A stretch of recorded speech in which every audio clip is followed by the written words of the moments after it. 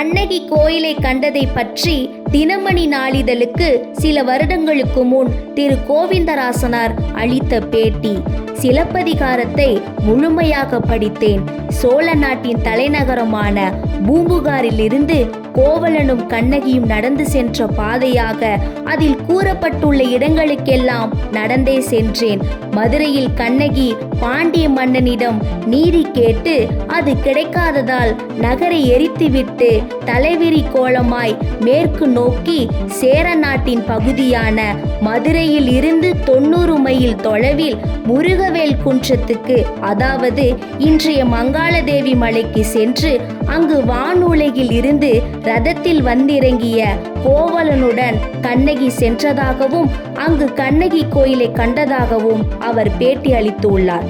எனவே சிலப்பதிகாரம் ஒரு வரலாற்று நிகழ்வு ஆகும்.